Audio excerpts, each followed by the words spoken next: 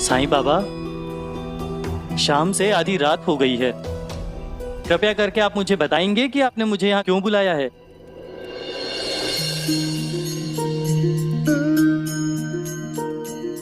अब बताने का समय आ गया है। तुम्हें एक छोटा सा काम करना है बाबू। क्या? मुझे तो लगा आपने मुझे यहाँ मेरी मदद करने के लिए बुलाया है। उल्टा आप मुझसे ही काम करवा रहे हैं। खैर ठीक है, बताइए। काम मुश्किल नहीं है और इस काम से तुम्हारी मदद ही होगी। तुम्हारा डर चला जाएगा, तुम्हारा खोया हुआ आत्मविश्वास वापस आ जाएगा और तुम परीक्षा देने से भी नहीं डरोगे। ऐसा कौन सा काम है?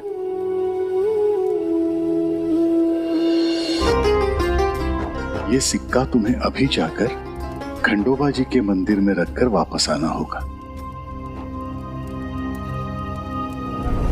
अभी? हाँ, कोई परेशानी? साईं बाबा, बाहर बहुत अंधेरा है। ऊपर से मैं शिरडी को अच्छे से जानता भी नहीं।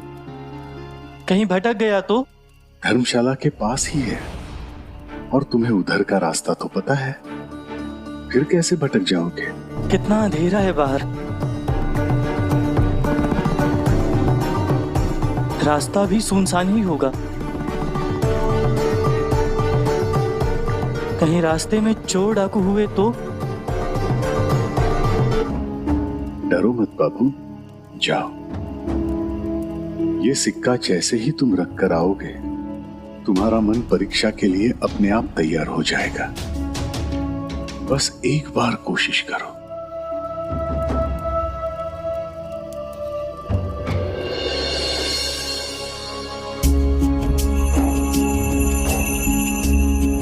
ठीक है साईं बाबा, मैं कोशिश करता हूं।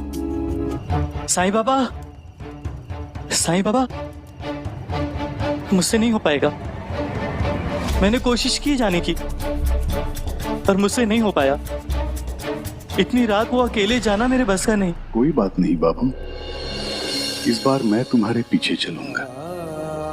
तुम आगे आगे बढ़ना, खंडोबा जी के मंदिर में जाना और सिक्का रखकर वापस आ जाना।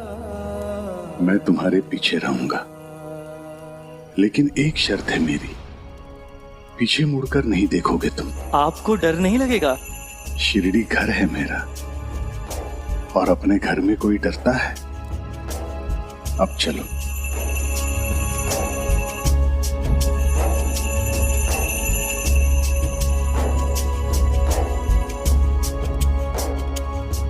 डरो मत बाबू, बढ़ते रहो, मैं पीछे हूं।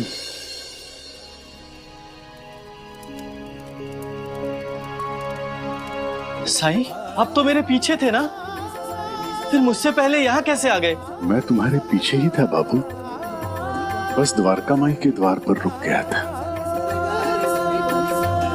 लेकिन आपने तो कहा था। तुम्हें समझाना था।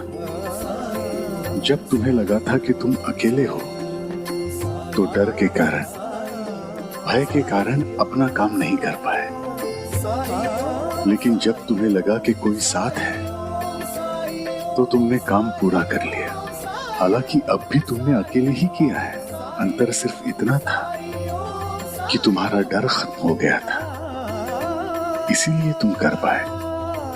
बाबू, जिस तरह मेरे साथ होने के एहसास और इस विश्वास के बलबूते पर तुमने काम किया, वैसा ही विश्वास अपने राम जी पर रखो। वो तुम्हारी परीक्षा का डर भी खत्म कर देंगे और तुम जरूर सफल होगे।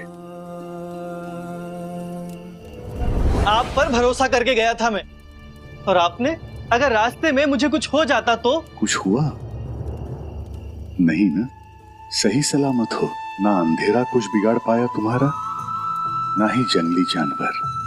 सोचो बाबू, सिर्फ मेरे साथ होने के विश्वास ने तुम्हें अपने डर से लड़ने की शक्ति दी।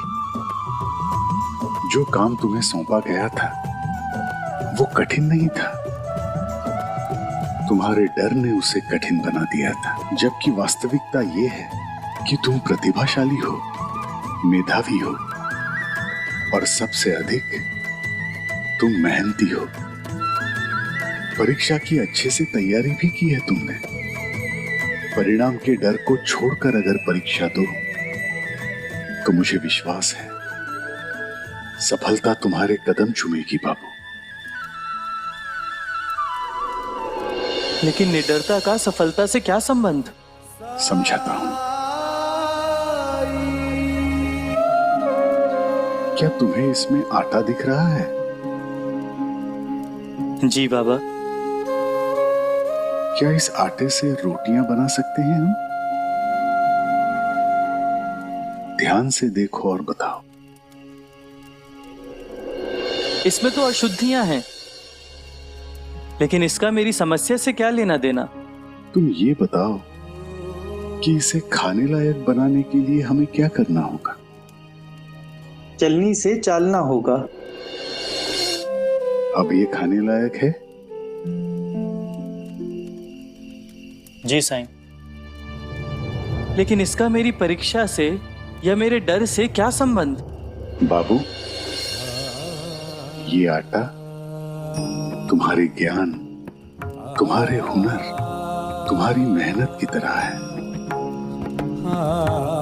और ये अशुद्धियां क्रोध, ईर्ष्या, डर जैसे बुरे विचार हैं। जब तक ये आटा और अशुद्धियां साथ साथ हैं, तब तक ये किसी लायक नहीं है। इसीलिए इन्हें छान कर अलग करना पड़ता है। हमें भी यही काम लगातार करना चाहिए, अपने मन से अशुद्धियों को छान कर अलग करने का काम, ताकि मालिक ने हमें जो भी काबिलियत बख्शी है हम उनका लाभ उठा सकें।